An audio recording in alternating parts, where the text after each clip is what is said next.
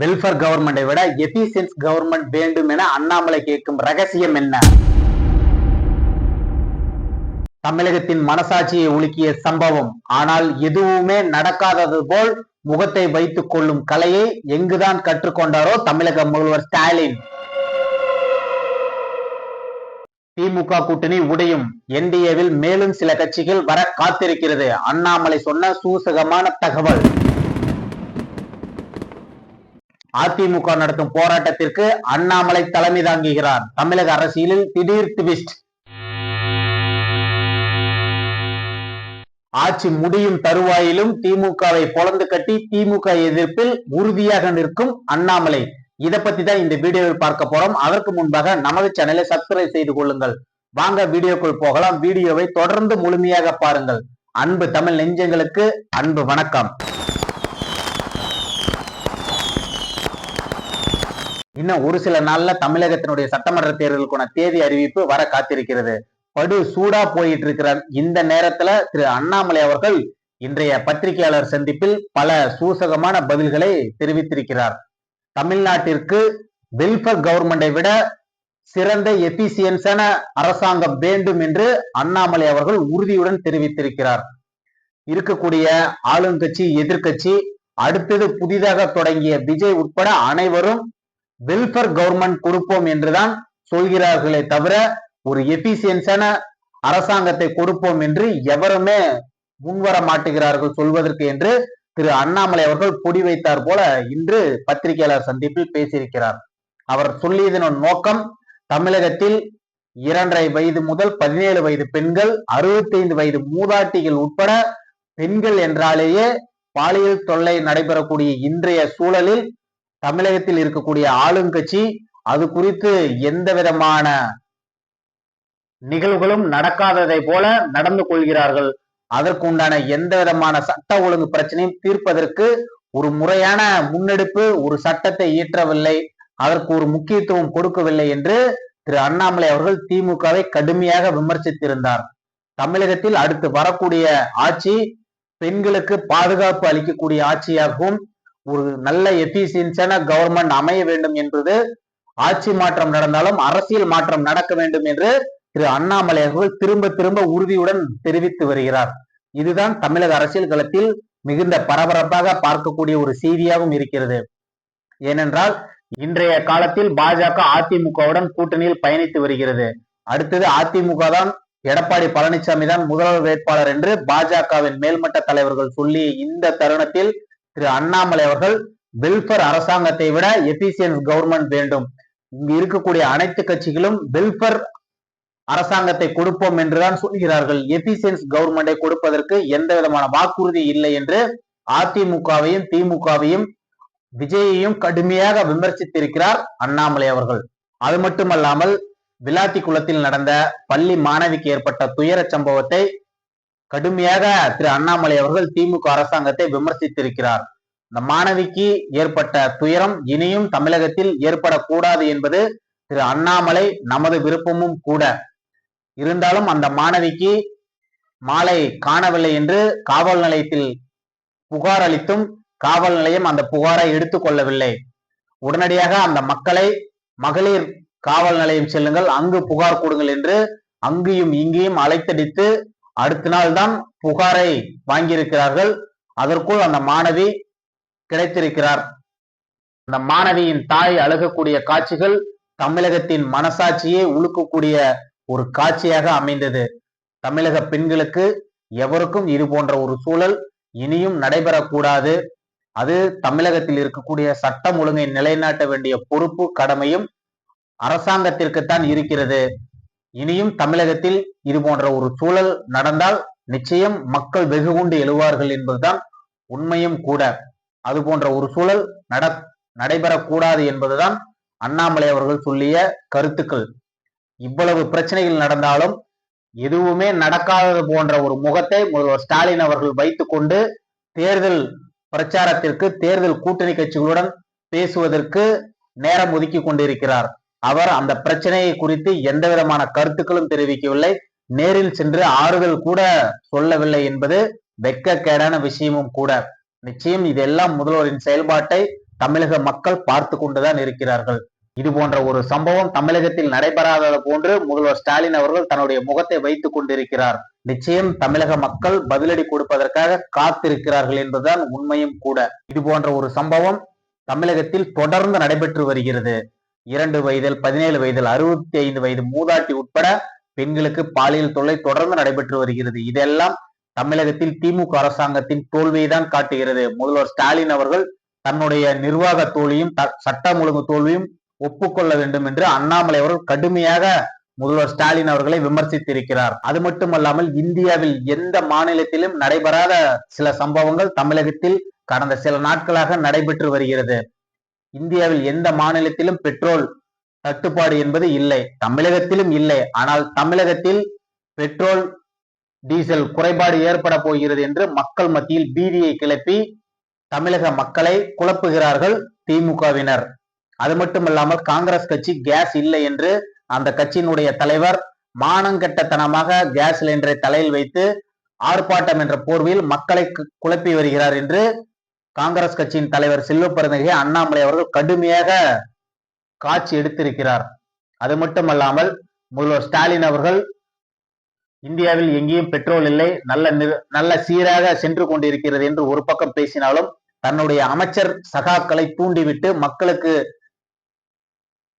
போராட வைத்துக் கொண்டிருக்கிறார்கள். எங்கேயும் தட்டுப்பாடு இல்லாத ஒரு சூழலில் வீட்டில் இருக்கக்கூடிய பாத்திரம், கேன் உட்பட தமிழகத்தில் ஒரு சில பகுதிகளில் மக்கள் பெட்ரோல் பிடிக்கக்கூடிய காட்சிகள் நடந்து வருகிறது. நிச்சயம் தமிழகத்தில் இது போன்ற ஒரு சூழல் இந்தியாவிலும் நடைபெறாது, தமிழகத்திலும் நடைபெறாது. மக்கள் பீதி அடைய வேண்டாம் என்று அண்ணாமலை அவர்கள் மக்களுக்கு வேண்டுகோளையும் வைத்திருக்கிறார்.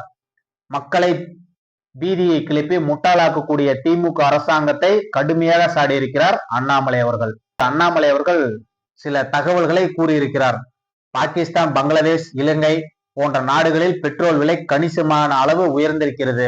அதிலும் குறிப்பாக பாகிஸ்தானில் 2 வாரம் பள்ளி கல்லூரிகளுக்கு விடுமுறை அளித்திருக்கிறார்கள். இந்தியாவில் இது போன்ற ஒரு சூழல் இல்லை. இந்தியாவில் சீராக பெட்ரோல் டீசல் விநியோகம் நடந்து கொண்டிருக்கிறது. அடுத்தது கூட நமக்கெல்லாம் தெரிந்ததுதான், ஈரானுடைய அனுமதியினுடன் கச்சா எண்ணெய் இந்தியாவை நோக்கி வந்து கொண்டிருக்கிறது. ஏற்கனவே ஒரு கப்பல் மும்பை வந்து சேர்ந்தது. மேற்கொண்டு 2 கப்பல் வந்து கொண்டிருக்கிறது. அது இன்று மாலையோ இரவோ இந்தியாவை அடைந்துவிடும். இது போன்ற ஒரு சூழல் இருக்கக்கூடிய நிலையிலும் மக்கள் மத்தியில் தமிழகத்தில் திட்டமிட்டு விஷம பிரச்சாரங்களை செய்து கொண்டிருக்கிறார்கள் என்று திரு அண்ணாமலை அவர்கள் கடுமையாக திமுக அமைச்சர்களையும் விஷம பிரச்சாரம் செய்யக்கூடியவர்களையும் கடுமையாக விமர்சித்திருக்கிறார். அது மட்டுமல்லாமல் கன்னியாகுமரி எம்பி விஜய் வசந்தை அண்ணாமலை அவர்கள் கடுமையாக விமர்சித்திருக்கிறார். அவரது ட்விட்டர் பக்கத்தில் கேஸ் தட்டுப்பாடு ஏற்படுகிறது, கரண்ட் அடுப்பு வாங்க வேண்டும் என்று ஒரு ட்வீட் செய்திருந்தார். அதுக்கு அண்ணாமலை அவர்கள் கடுமையான விமர்சனத்தையும் வைத்திருக்கிறார். விஜய் வசந்த் அவர்கள் தன்னுடைய வசந்தன் கோ நிறுவனத்தில் மக்கள் கரண்ட் அடுப்பு வாங்க வேண்டும் என்று அவர் மார்க்கெட்டிங் செய்து கொண்டிருக்கிறார். அது போன்ற ஒரு சூழல் தமிழகத்தில் நிலவவில்லை. அவர் மார்க்கெட்டிங் செய்ய வேண்டும் என்றால் தனியாக விளம்பரம் எடுத்து மக்களிடம் விளம்பரம் செய்யலாம். அதை விட்டு இல்லாத ஒரு சம்பவத்தை இருப்பதை போன்று தேவையில்லாமல் தன்னுடைய கடைக்கு விளம்பரத்தை ஏற்படுத்தி வருகிறார் என்று விஜய் வசந்தை அண்ணாமலை அவர்கள் அவரது பாணியிலேயே சாடியிருக்கிறார் அண்ணாமலை. அது மட்டுமல்லாமல் தமிழகத்தில் பெண்களுக்கு எதிரான குற்றங்களை கண்டித்து அதிமுக போராட்டத்தை அறிவித்திருக்கிறது. அதற்கு அண்ணாமலை அவர்களை கோயம்புத்தூரில் தலைமை தாங்குவதற்கு உண்டான அறிவிப்பையும் அதிமுக வெளியிட்டிருக்கிறது. எவ்வளவு பெரிய தலைவர் என்பதை அதிமுகவும் சிறுக சிறுக உணர்ந்து கொண்டது என்பதுதான் உண்மையும் கூட. அண்ணாமலை வந்தால் மட்டும்தான் இந்த அரசாங்கத்தை குறைகளை மக்களிடம் கொண்டு சேர்க்க முடியும். மக்களை ஈர்க்கக்கூடிய தன்மையும் அண்ணாமலையிடம் மட்டும்தான் இருக்கிறது என்பதை அதிமுக இப்போது புரிந்து கொள்கிறது என்றுதான் இந்த அறிவிப்பு நமக்கு உணர்த்துகிறது. அல்லாமல் இன்றைய பத்திரிகையாளர் சந்திப்பில் டிவிகேவிற்கு 45 சீட் என்டிஏ ஒதுக்கும் என்று ஒரு கேள்விக்கும், இன்றைய சூழலில் கொடுக்கக்கூடிய இடத்திலும் நான் இல்லை, வாங்கக்கூடிய இடத்திலும் நான் இல்லை, இது பேசுவக்கூடிய இடத்திலும் நான் இல்லை, இதற்கு தனித்தனி தலைவர்கள் இருக்கிறார்கள், அவர்களிடம் கேட்க வேண்டிய கேள்வியை என்னிடம் கேட்டால் நான் கருத்து கூற முடியாது என்று எளிமையான பாணியில் அண்ணாமலை அவர்கள் பதிலளித்திருக்கிறார். நீங்கள் கேட்ட கேள்வி டிவிகே உயர்மட்ட தலைவர்கள் பொதுச் செயலாளரிடம் நீங்கள் கேட்க வேண்டிய கேள்வி. அவர்கள் மாவட்ட செயலாளர் கூட்டம் நடத்தியிருந்தால் அவர்கள்தான் கருத்துக்கள் பரிமாறி இருப்பார்கள். அவர்களிடம் கேட்க வேண்டிய கேள்வி என்னிடம் கேட்டால் நான் எப்படி பதில் சொல்ல முடியும்? எனது கருத்து என்பது ஏற்கனவே விஜய் அவர்களுக்கு என்ன கருத்து கூறியிருக்கிறனோ இன்றும் அதே கருத்துதான் என்று அண்ணாமலை அவர்கள் விளக்கம் அளித்திருந்தார். அது மட்டுமல்லாமல் ஏற்கனவே டீயும் காப்பியும் ஒட்டாது, அடுத்தது என்டிஏ கூட்டணியில் விஜய் வந்தால் ஏற்றுக்கொள்வீர்களா என்ற ஒரு கேள்விக்கும் ஏற்கனவே அவர்கள் கொள்கை முரண் இருக்கக்கூடிய ஒரு கட்சி என்றுதான் நான் கருத்து தெரிவித்தேன். பல்வேறு கொள்கை முரண் இருக்கக்கூடிய கட்சிகள் தமிழகத்தில், இந்தியாவில் பல கட்சிகள் தேர்தல் நேரத்தில் கூட்டணி அமைத்திருக்கின்றன. அது போன்ற ஒரு சூழல் தமிழகத்திலும் பல நேரங்களில் ஏற்பட்டிருக்கிறது. இன்னும் தேர்தல் அறிவிப்பு வருவதற்கு சில நாட்கள் இருக்கிறது. அதற்கு முன்பாக எது வேண்டுமானாலும் தமிழகத்தில் நடைபெறலாம் என்று அண்ணாமலை அவர்கள், விஜய் அவர்கள் என்டிஏவின் வருகையை சூசகமாக ஒரு பதிலை அளித்திருக்கிறார். இன்று திரு விஜய் அவர்கள் கரூர் வழக்கு சம்பந்தமாக சிபிஐ விசாரணை பங்கேற்பதற்காக டெல்லி செல்கிறார். நாளை சிபிஐ விசாரணையிலும் கலந்து கொள்கிறார். அப்போது பல கட்ட விஷயங்கள் இன்று இரவு டெல்லியில் விஜய் பேசுவார் என்று ஒரு தரப்பு நமக்கு செய்தியாக கொடுக்கிறது. விஜய் அவர்கள் என்டிஏ கூட்டணிக்கு வருவதற்கு பவன் கல்யாண் மூலம் பேச்சுவார்த்தை நடைபெற்று வருவதாக நாம் ஏற்கனவே பேசியிருந்தாலும் அதை உறுதிப்படுத்தும் விதமாக தான் டிவிகேவின் மாவட்ட செயலாளர்கள் கூட 98 பேர் அதிமுகவுடன் கூட்டணி செல்வதற்கு ஆதரவு தெரிவித்திருப்பதாக ஒரு தகவல்கள் டிவிகே தரப்பிலிருந்து சொல்லப்படுகிறது. எதுவாகினும் விஜய் அவர்கள் தன்னுடைய அடுத்த கட்ட வளர்ச்சிக்கு எடுத்து செல்ல வேண்டும் என்றால் கூட்டணியில் இடம்பெற வேண்டும். அதில் பெறக்கூடிய எம்எல்ஏக்கள் மூலம் கட்சியை அடுத்த கட்ட வளர்ச்சிக்கு எடுத்து செல்வதற்கு அவருக்கு நிச்சயம் துணை புரியும். அதை வைத்து கட்சியின் கட்டமைப்பை பலப்படுத்துவதற்கு விஜய் அவர்களுக்கு பேர் உதவியாக இருக்கும் என்பதுதான் உண்மையும் கூட. விஜய் என்ன முடிவெடுக்க போகிறார் என்பது இன்னும் சில நாட்களில் நமக்கு தெரிந்துவிடும். அது மட்டுமல்லாமல் சிபிஐ வைத்து விஜயை மிரட்டி கூட்டணிக்கு இழுக்கிறார்கள் என்ற ஒரு கேள்வி சிபிஐ விசாரணை கேட்டது டிவிகே. ஜனநாயகம் படத்தை வழக்கு மன்றத்திற்கு எடுத்து சென்றது டிவிகே. இதற்கு நான் கருத்து கூற முடியாது. அவர்கள் சிபிஐ விசாரணை வேண்டும் என்று கேட்டார்கள், நாங்களும் ஆதரவு கொடுத்தோம் என்று அண்ணாமலை அவர்கள் அவரது பாணியிலேயே பதில் உரையும் அளித்து இந்த பிரச்சனைக்கு முடிவு கட்டியிருக்கிறார். செந்தில் பாலாஜி குறித்தும் திரு அண்ணாமலை அவர்கள் கடுமையாக விமர்சித்திருக்கிறார். செந்தில் பாலாஜி அவர்கள் நிச்சயம் சிபிஐ விசாரிக்க வேண்டும். கரூர் சம்பவத்தின் போது முதலாளாக வந்தவர் செந்தில் பாலாஜி, முதலாளாக மருத்துவமனைக்கு சென்றவர் செந்தில் பாலாஜி, முதலாளாக ஆம்புலன்ஸை கொண்டு வந்தது திமுக, முதலாளாக மருத்துவமனையிலிருந்து முதல்வருக்கு தகவல் கொடுத்தது செந்தில் பாலாஜி. நிச்சயமாக செந்தில் பாலாஜியும் சிபிஐ விசாரணைக்கு வேண்டும் என்பதுதான் யதார்த்தமான உண்மையும் கூட. அவர் மடியில் கனம் இல்லை என்றால் அவர் நிச்சயம் சிபிஐ விசாரணையில் சென்று பங்கேற்று விளக்கம் அளிக்க வேண்டும். மடியில் கனமில்லை என்றால் எதற்காக பயம் வேண்டும்? எதற்காக இந்த விஷம பிரச்சாரத்தை?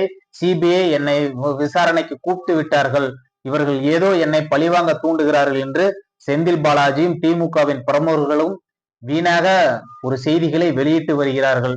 இதெல்லாம் அவர்கள் மக்கள் மத்தியில் அச்சத்தை மூட்டக்கூடிய ஒரு செயலாக அவர்கள் பேசி வருகிறார்கள். நிச்சயம் இதையெல்லாம் மக்கள் பார்த்து கொண்டுதான் இருக்கிறார்கள். இவர்களது பொய் விஷம பிரச்சாரம் நிச்சயம் எடுபடாது என்றும் அண்ணாமலை பேசியிருக்கிறார். கடந்த காலங்களில் எடப்பாடி அவர்களையும் அதிமுகவையும் கடுமையாக நீங்கள் விமர்சித்திருக்கிறீர்கள். இப்போது கூட்டணியில் இருக்கிறீர்கள், அது உங்களுக்கு ஓட்டு டிரான்ஸ்பர் ஆகுமா என்ற ஒரு கேள்விக்கும் நமது நோக்கம் அதிமுக வெற்றி பெற வேண்டும், எடப்பாடி பழனிசாமி முதலமைச்சர் ஆக வேண்டும், பாஜக அதிகப்படியான எம்எல்ஏக்கள் பெற வேண்டும், நாம் நிற்கக்கூடிய இடங்களுக்கு 100% வெற்றி வேண்டும், அவர்களும் 100% வெற்றி வேண்டும். இரண்டு கட்சிகளும் இணைந்து இரண்டு கட்சிகளின் ஓட்டுகளும் இரண்டு கட்சிக்கும் டிரான்ஸ்பர் ஆக வேண்டும். அதற்கு முழுமையான ஒத்துழைப்பு நானும் பாஜக தொண்டர்களும் நிச்சயம் கொடுப்போம் என்று அண்ணாமலை அவர்கள் பேசியிருக்கிறார். அது கடந்த காலத்தில் எனக்கு கொடுக்கப்பட்ட வேலை, கட்சியை வளர்த்த வேண்டும், கட்சியின் ஓட்டு சதவீதத்தை உயர்த்த வேண்டும் என்பது எனக்கு கொடுக்கப்பட்ட டெல்லி மேலிடத்தின் முடிவு. அதன் பிரகாரம்தான் நான் கடந்த காலங்களில் விமர்சனம் செய்தேன். எனது கட்சியை, எனக்கு கொடுக்கப்பட்ட வேலையை நான் முன்னிறுத்தி நான் பணியாற்றினேன். அது இன்று கூட்டணியாக அமைந்து விட்டது. நானும் காரிய கருத்தாக இருக்கிறேன். எனது கட்சி இப்போ கூட்டணியில் இருக்கிறது. நான் ஒரு சாதாரண காரியகர்த்தாக இருந்து பணியாற்றுவேன். தமிழகம் முழுவதும் பிரச்சாரம் செய்வதற்கு நான் தயாராக இருக்கிறேன். கட்சி என்னை எங்கு போட்டியிட சொன்னாலும் நான் போட்டியிடுவேன். 2021 தேர்தலில் அரவக்குறிச்சியில் போட்டியிட சொன்னது போட்டியிட்டேன். 24 காலகட்டத்தில் கோவையில் போட்டியிட சொன்னது போட்டியிட்டேன். நான் இதுவரையிலும் யாரிடமும் அடுத்து வரக்கூடிய தேர்தலில் போட்டியிடுவேன் என்று கேட்கவில்லை. கட்சி சொன்னால் நான் போட்டியிடுவேன் என்று திரு அண்ணாமலைகள் உறுதியாக ஆணித்தரமாகவும் தெரிவித்திருக்கிறார். நிச்சயம் அண்ணாமலை அவர்கள் வரக்கூடிய சட்டமன்ற தேர்தலில் போட்டியிடுவார் என்பது நிச்சயம் 100% நிதர்சனமான உண்மையாக இருக்கிறது. அந்த என்பது காலத்தின் கட்டாயம். என் மீதும் எடப்பாடி பழனிசாமி அவர்கள் சில விமர்சனங்களை வைத்தார். பதிலுக்கு நான் விமர்சனம் வைத்தேன். அது கடந்த காலத்தில் முடிவுற்ற ஒரு விஷயம். இனியும் அதை எடுத்து பேசுவதால் எந்த பிரயோஜனமும் இல்லை. நான் வரக்கூடிய காலங்களில் பேச வேண்டிய நேரத்தில் நான் நிச்சயம் பேசுவேன். இனி வரக்கூடிய சட்டமன்ற தேர்தல் என்பது என்டிஏ ஆட்சி அமைக்க வேண்டும். அதற்காக என முழு ஒத்துழைப்புடன் பணியாற்றுவேன், கடுமையாக பிரச்சாரம் செய்வேன் என்று அண்ணாமலை அவர்கள் உறுதிபட தெரிவித்திருக்கிறார். இன்று பாஜக எனக்கு கொடுக்கப்பட்ட வேலைகளை நான் ஒரு பகுதி செய்து கொண்டு இருக்கிறேன். சில நாட்களுக்கு முன்பு தமிழகம் எங்கும் தெருமுனை பிரச்சாரம் நடத்துவதற்குண்டான பொறுப்பை என்னிடம் வழங்கியது. 22,000க்கும் மேற்பட்ட இடங்களில் பாஜக தெருமுனை பிரச்சாரத்தை நடத்தியது. அடுத்தது மகளிர் அணி ஒரு பக்கம் பிரச்சாரங்கள் செய்து கொண்டிருக்கிறது. அது மட்டுமல்லாமல் பட்டியல் அணியும் ஒரு பக்கம் பிரச்சாரம் செய்து கொண்டிருக்கிறது. அதற்குண்டான பொறுப்பாளராகவும் நான் இருக்கிறேன். அவர்களுக்கு நான் தொடர்ந்து வழிகாட்டி கொண்டிருக்கிறேன். அவர்களும் பல பகுதிகளில் பிரச்சாரங்களை தெருமுனை கூட்டங்களை நடத்தி கொண்டிருக்கிறார்கள். நிச்சயம் இந்த ஆட்சிக்கு எதிரான மனநிலை மக்களிடம் இருக்கிறது. நிச்சயம் அதை நாங்கள் எடுத்துக்கொண்டு மக்களிடம் செல்கிறோம். மக்களும் அதை புரிந்து கொள்கிறார்கள். இவர்களுக்கு எதிராக இருக்கக்கூடிய மக்களை ஒருங்கிணைக்கக்கூடிய வேலையில் பாஜக ஈடுபட்டு வருகிறது என்று அண்ணாமலை அவர்கள் பேசுகிறார். தனக்கு கொடுக்கப்பட்ட பணியை நான் நிச்சயம் சிறப்பாக செய்வேனே தவிர இந்த கட்சிக்கு எதிராகவோ மாற்றான ஒரு விஷயங்களையோ நான் செய்ய மாட்டேன் என்று அண்ணாமலை அவர்கள் உறுதிபட தெரிவித்திருக்கிறார். வரக்கூடிய நாட்களில் நிச்சயம் என்டிஏ கூட்டணியில் அண்ணாமலை போட்டியிடுவார் என்பது உறுதியாகிவிட்டது. வரக்கூடிய நாட்களில் தொகுதி பங்கீடு முடித்து தேர்தல் களத்திற்கு தயாராகவும் தமிழகம் எங்கும் பிரச்சாரம் செய்வோம். என்டிஏ ஆட்சி கட்டிலில் அமர்வதற்கு நான் பாடுபடுவேன் என்று அண்ணாமலை அவர்கள் தெரிவித்திருக்கிறார். அவரது நல்ல நோக்கம் நிறைவேற மனமார்ந்த வாழ்த்துக்களையும் பாராட்டுகளையும் தெரிவித்துக் கொள்கிறோம். நன்றி, வணக்கம்.